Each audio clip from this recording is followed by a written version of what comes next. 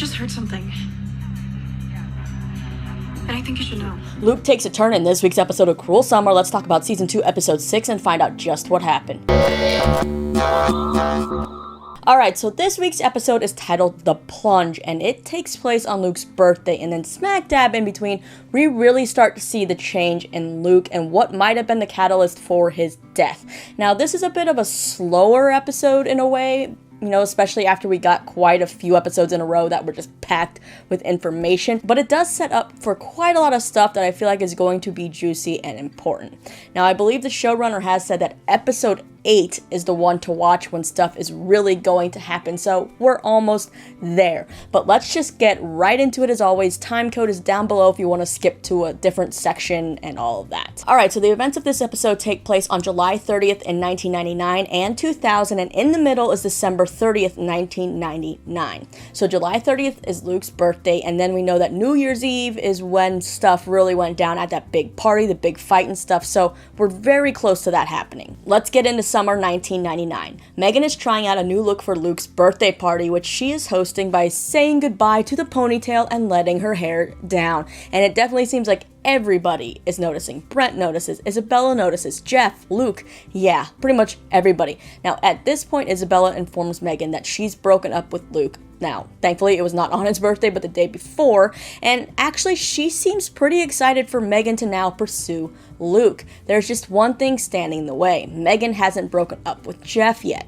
Now, as the party gets into the full swing of things, Luke arrives and asks where Isabella is, and because of Brent just being his annoying self, Isabella is not at the party and laying low, I'm guessing, in the Airstream. Well, Luke actually says, invite her, I'm cool with it. Now, part of me does feel a little bit bad for Jeff in this episode, but also I feel like this man knew what he was getting into with Megan.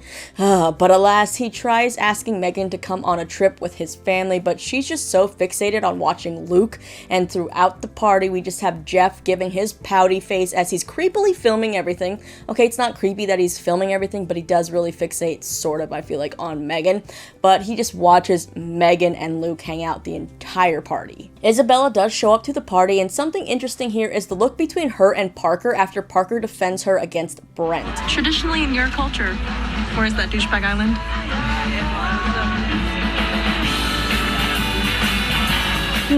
Now, up until this point in this particular timeline, we haven't seen a ton of Isabella and Parker interact that much. They just met kind of at that one party, in Luke's backyard, and then when she first got to town. But we know in winter 1999 that Parker helps Isabella search Brent's house for the tapes, and then in summer 2000, Isabella is staying with Parker, so maybe they're closer than we think. And could something more maybe have happened between them, given that we've seen Parker kiss her other friend at the party? Now, ultimately, though, in this timeline, we see Megan letting loose at this party, even showing off some sexier dance moves to Genie in a bottle that get all the guys to notice her. After a visit from a stripper, Luke and Megan almost kiss inside when they're alone, but the moment's ruined when he almost pukes in his mouth, and, honestly, I guess Megan really likes this boy, because that does not turn her off from him. Then we have Jeff and Megan finally talking, and it is Jeff who breaks up with Megan, and Megan is actually still kind of trying to act like there's nothing going on between her and Luke, but, Jeff's not dumb, honestly. He's been watching her for so long through his camera that he points out it's obvious and that he knew it before, but I'm guessing Jeff thought he'd maybe be able to make Megan forget about Luke, but there's so much history there. Like, that guy, he ended up making a mistake.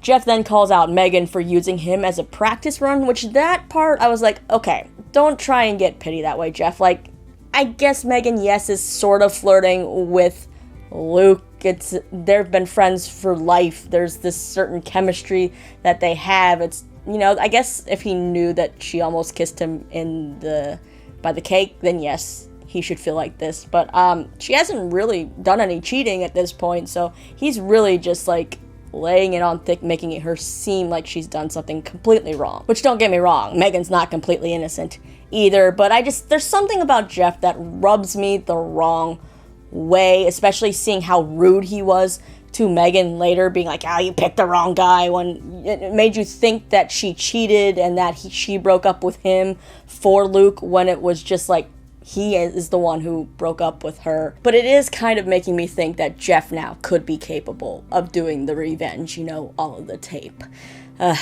definitely sucks for him. I feel for him, but there's just, like I said, something about him that rubs me the wrong way. Okay, but moving on. It seems like this is also the time when the kids realize Steve and Debbie are now dating. Yeah, it's not too dramatic of a timeline this time in this episode, so let's dive into the winter 1999 timeline, just a few days before Luke goes missing. Now it's time for the annual Chatham Plunge, basically their version of the polar plunge, where for some reason I'll never understand people like to run into freezing cold water in their bathing suits for fun. Megan has never missed one of these plunges with Luke until this episode. Now, just as she and Isabella are about to leave, Megan gets a message from Ned about a job at his house and how he needs an extra set of hands working on a software patch. And well, if there's one thing we know throughout this whole series, they've made it very clear that Megan is so desperate for money she will do anything, including blowing off her friends. So she lies to Isabella, saying that she has to do last-minute paperwork for a scholarship, and Isabella goes to meet up with Luke at the Chatham Plunge alone. Meanwhile, we have Luke working out at the police station gym with the sheriff, getting some advice for how to handle bullies, especially Brent, to which Sheriff Jack just says biggest lesson he's learned is to be his own person. Now, Luke and Isabella then meet up and of course discuss Megan ditching them, and Luke's starting to have doubts. He talks about how he feels like Megan isn't into him anymore, and then they encounter their old friends who again attack Isabella over that, leaked tape, and when Luke steps in to defend her, they're just like, "You've changed, man." Those guys are such douchebags. Now, after the plunge, Luke has conveniently brought only a hand towel, so he and Isabella share a towel to get warm, and Luke gives Isabella this look, and I'm just like, oh no, I was rooting for you, Luke. Don't go mess this up. Well, guess what? Seems like all the men on this show are trash, because in the car, when Luke and Isabella are talking, and she reveals that she broke up with him when she found out Megan liked him, and he talks about Isabella taking so many hits for Megan, and Isabella just says that Megan is like a sister to her and loyalty is everything. Well, what does this inspire Luke to do? Be unloyal by leaning in to try and kiss Isabella, and thankfully she pushes him away and is like, "What the hell? Take me home." Like, seriously, did that man just not hear anything she said about loyalty being everything to her? Now, as this is going on, Megan is at Ned's house and she's talking about how big the house is and stuff, and I'm just kind of like, last episode at Christmas, we saw you go into this same house. You probably could have seen how big it was from just walking in the front door. Kind of weird, but not as weird as Ned taking her down to like this basement room or something, whatever you want to call it, that seems like maybe his office or something. It's where he does all his work, his servers and his coding and all that, and he shows her what he wants her to work on. This is definitely a man worried and paranoid about Y2K. He has his house so secure that he has sensors on every door and window that check in every minute, and if they don't, the house like locks down. So I guess he's worried if Y2K happens that the sensors will maybe be tripped and he'll be stuck in his house or something. But did this man code it in such a way that he doesn't know how to undo it? Like, I don't know. It seems a little weird, and I'm like, if the man is smart enough to like make this security system himself and code it and all that, shouldn't he be smart enough to figure out a way to fix it without relying on a teenager? This is why I'm kind of smelling something fishy here, especially when he just leaves her in the room to code, and of course, because of all the sensors on the doors and the windows locking every minute, she of course gets locked in that room, and I immediately kind of got flashback vibes to season 1 and Kate being locked in the basement. Like, honestly, I cannot be the only one who watched this episode and thought for a minute when Megan called out to Ned that she was done, that he was not going to come down and let her out of that room. Trust me, raise your hand right now if you also thought that for a split second. Well, thankfully he does let her out of the room, and before Megan leaves, they have a talk, and Ned basically, airs out his dislike for the Chambers family and how he thinks Luke is more like Steve than Megan probably thinks, even though she's like he's not. Ned's just kind of like, the apple doesn't fall far from the tree. Megan then returns home to find Luke waiting for her, with the Chatham Plunge t-shirt, and this is what irks me. He just did something really bad, and what does he do? He just pretends like nothing happened at first so that he can get something out of Megan, and they end up having sexy time, and then it's after that they're laying in bed when Luke shows his true colors. He says at the Plunge he was hanging out with Isabella, and it was great and it felt like old times, and then he says, because we know that he knows that Megan is a bit jealous kind of Isabella, and well, he says he needed to tell Megan the truth, that Isabella tried to kiss him and he turned her down right away and took Isabella home. And of course Megan is quick to believe this and is like, I can't believe her, and it's just like, ugh.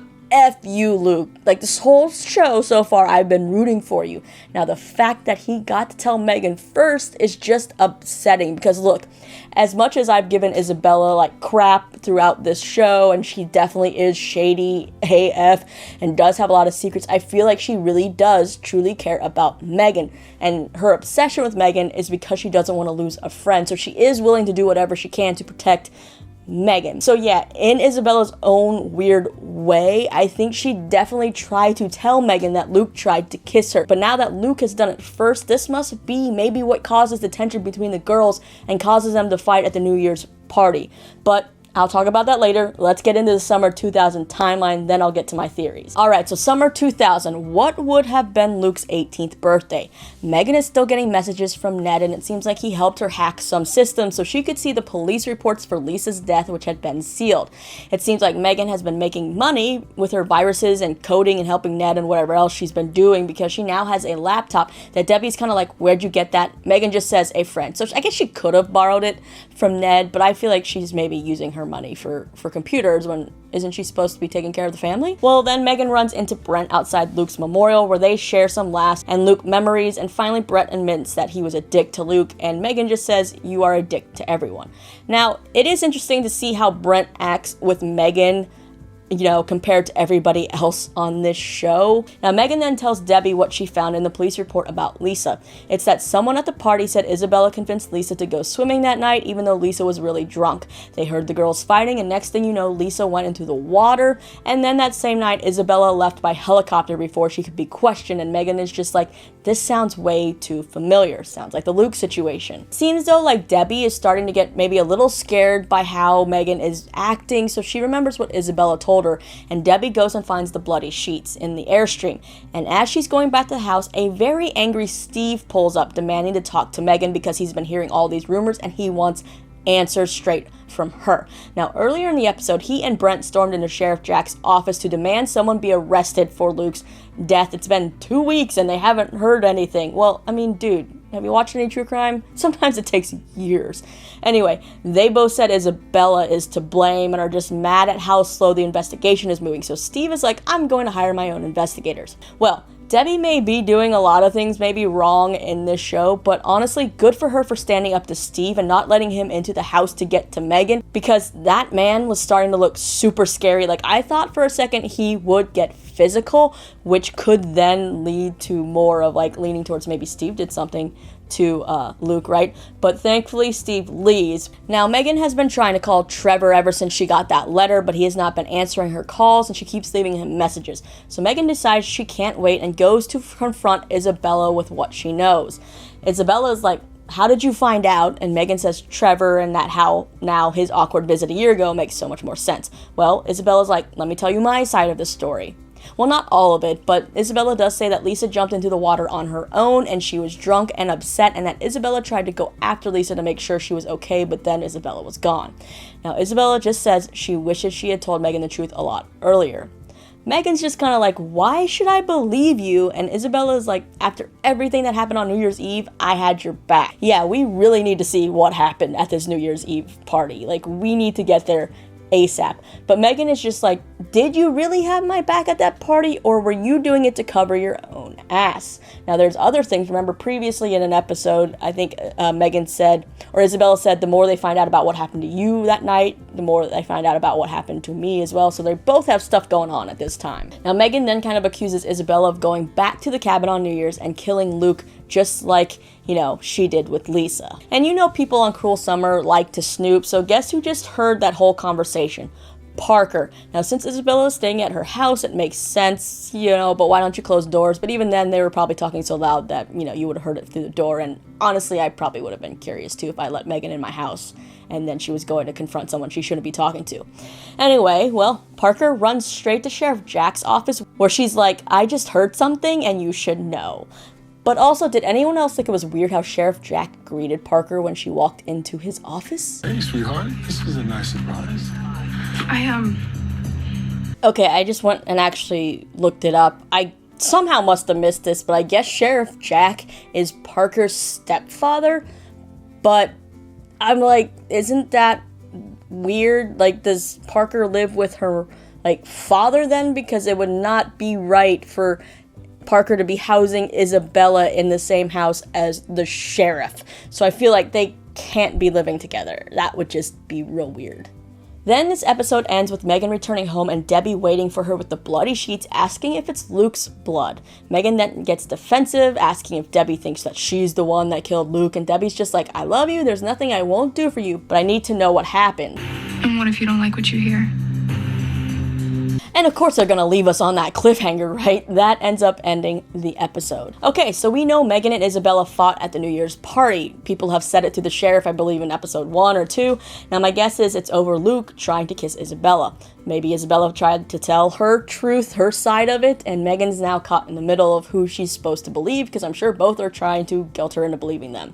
Now, the way that Megan is still treating Isabella in the, 2000 timeline, I'm still leaning more towards Megan siding with Luke's lie. But then Isabella said this episode, I had your back at the New Year's party, so what could that part have been related to? Why would she need to have Megan's back? Especially if Luke was calling her out, then maybe she's saying I had your back because I'm telling you the truth, I didn't kiss the man. Now here's what I am maybe thinking. What if the girls are playing everyone? What if they teamed up to maybe get revenge on Luke and put on an act at the party and stuff pretending to fight? Or maybe that's where they found out and then they made the plan. And then maybe they were going to teach him a lesson at the cabin and it accidentally went too far. Now I know a lot of you have theorized about stuff similar, but now with more information that we have, I could kind of definitely see that happening. Maybe then they made this promise to maybe keep up an act and, they don't like each other or something so they could throw off people.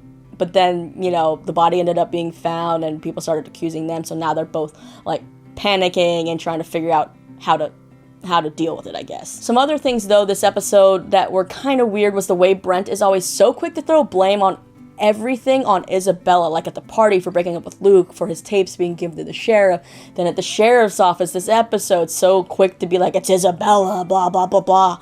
That man is deflecting so hard to me. And Steve, he's always been suspicious, honestly, but hearing this episode, how much distaste Ned has for the Chambers family. Here's another theory. What if after New Year's, when Luke and Megan went back up to the cabin and they were talking, maybe they got in a fight about Ned and Luke went to go confront Ned. Now, a lot of you have said this before. Maybe, Ned is responsible for the gunshot that grazed Luke's head. I could definitely now see that being a possibility. As for Lisa, I feel like that whole thing was maybe an accident, but maybe it seemed like the way Trevor and Isabella were talking about it, it might have been a secretive relationship between Isabella and Trevor. In the night of Lisa's death, maybe Lisa found out that her brother and best friend were sneaking around behind her back, causing Lisa to get angry and run into the water. Now, it is interesting that Debbie asked if it was Luke's blood first on the sheets, not if the blood was related to the baby, because, she did ask last episode, what happened to that baby. But yeah, I'm still up in the air about whose blood it is, and yes, I do need answers for the timeline of this pregnancy and Luke's death, please. But now let's get into some of y'all's theories from my last video. Raised Vintage 23 had a good point. They said, to me, what is even weirder about cleaning the blood in the cabin is that the floor is wood. How is she able to clean that whether or not it is fresh? Exactly. That's why I need to know when this blood even got there. I mean, given that whether it's fresh or old, it's still going to be in the wood. But I just need to know why Megan waited so long to clean the cabin and how long Luke had been dead. Or even if it's the baby's blood, how long that had happened. Alright, next up, No Bunk 1234. First, I just gotta say thank you for your nice little comment about watching my videos. I appreciate it, but here's what they said. Number one, they said, in 2000, we see Debbie taking medication for some kind of sickness that I don't think we've been disclosed on with the details. Maybe she's having some mental illness and not behaving / thinking and comprehending straight starting around, the holidays of 1999. Number two, I think that Luke has more secrets than the girls. In episode 1, he got out of the sheriff's car and said it was a ride-along, but I wonder if he was working with the sheriff maybe as an informant of some kind. He could have been spying on his dad or someone else and was getting caught. Now, we saw the sheriff looking undercover in the bar in summer 1999. There's definitely side stuff going on, and the letter that Luke left may have been a cover to the fact that he was really going into hiding but was murdered before he could leave. Now, this point actually makes sense because Megan was saying that Luke was really terrified of somebody, right? And we still don't know why. But this person also continued saying the girls may have witnessed it, and that's what they're keeping a secret, and the shock and stress could have caused Megan to have a miscarriage. I think all basically very good thoughts and theories, and because there was this mention of Debbie being sick, and that was the reason why Isabella stayed, and we saw, Megan sorting pills and picking up medication, but then we haven't heard anything since about it. Like, there has been no indication that Debbie's ever been sick. So it's kind of like they even released this press photo for, I think, episode 1 or something, showing Isabella taking care of a sick Debbie, but I don't think that scene was anywhere in the episode, and it just hasn't been brought up again, so maybe it was just a reason for Isabella to stay. Now, Blues Clues 4371, and a bunch of you also seem to think something fishy may have definitely been going on with Ned, whether that was a relationship, an assault, or anything of that sort. Now, this person ended up saying, I definitely think Ned and Megan either had a relationship or he, SA'd her, and that's what made her do a 180 regarding her goth-type style and piercings. I also think Luke found out about Ned and a fight happened at the cabin, to which led to the blood being on the floor. Also, I do think Luke was alive and held in the cabin by Ned and Megan to scare him into keeping quiet, similar to season 1. They continue, but I think Isabella being ride or die, that she figured she'd handle the situation for Megan by getting rid of Luke. They continued, and with Isabella's best friend Lisa, I'm thinking it was an accident that was probably Isabella's fault because she was drunk. Don't see her purposely offing her best friend and continuing to write letters to her unless she's a complete psychopath. Now, I do agree. I do think Lisa's death was probably an accident and Isabella just got freaked out, so she didn't know what to do and she just ran, because trust me, I run from problems. I don't want to confront them. But I wonder if there is more in her past to why she could run. Like, people wouldn't believe her side of the story. Like, is she a compulsive liar? Because we've seen in this show she is very good at lying. Now, Joe Neal 1449 said, I think Isabella might have had a romantic relationship with Lisa. Definitely had a relationship vibes with her and Parker in 2000. And after being with Luke, she said, long time since she's liked someone. Yeah, I definitely think that's interesting too, because we saw with this episode that Parker, has no problem kissing her friends and her female friends and all that. And there's a look between Parker and Isabella. Well, maybe Isabella was dating both in the past. Maybe Isabella was dating both Lisa and Trevor, siblings, and they found out about it and about each other. Like, that could be scandalous. Okay, the last one though for this video, although you all keep leaving so many good ones, so I would definitely recommend to you all to read the comment section. Give it a day or so after people have come to the comments. Just read them. They're fun. Eli5123 says they're still suspicious of Steve. I'm getting a vibe that Luke's dad killed him, possibly on accident or in a fit of rage. I just think he did it in some way. We definitely saw his rage in this episode when he tried to get to Megan, right? Now, there's also, someone mentioned the sheriff, right, and his past. The informant thing is very interesting because, yeah, I want to go back to that. Like, the sheriff knows stuff. What does he know? Alright, now before I end the video, let's look at the promo for the next episode, episode 7. Get the hell off my property! I know you had something to do with the death of my son. Okay, after this first little bit, we have Ned and his gun, and what looks like Steve saying to him, I know you had something to do with my son's death. But we know how editing can trick people. They'll take places or parts from different parts of the episode where someone's talking to somebody different. Could they have done some tricky editing here, and maybe it's Steve confronting someone else, like Megan?